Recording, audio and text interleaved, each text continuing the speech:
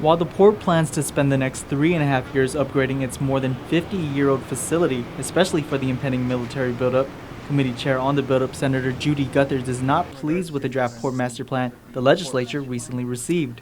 Well, I think the port has a lot of explaining to do.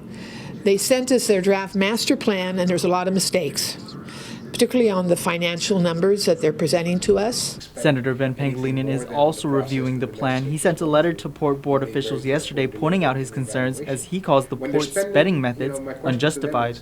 When they're spending $350,000 for a public relations plan and they're spending less than $300,000 on the feasibility study, the financial feasibility study, then questions arise in my mind of the quality of the work. I think it could have been, there could have been work that could have been a little bit more, could have been improved.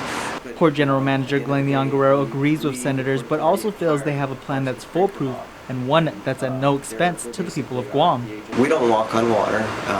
We're happy to address whatever things that we need to fix, if we need a fix. And that's why we had the public hearing last week. That's why we're meeting with people. And again, I think it's a very good plan.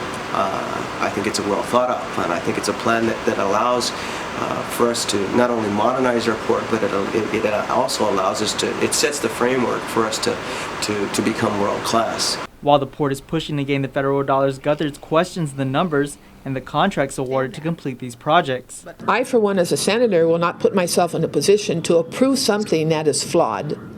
So I hope the Port Authority officials are listening to this interview today and they get their act together and they correct their mistakes, because when they come before the legislature, we're going to have a lot of tough questions.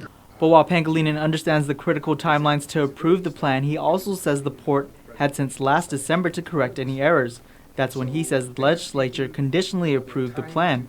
And then all of a sudden drop it on the legislature's lap and say, we got to do this, otherwise we're going to lose funding. Well, what have they been doing for the last 8-10 months since the master plan was approved in December? And why didn't they present that plan back in March or February, in terms of ensuring that the legislature has enough time to deal with it?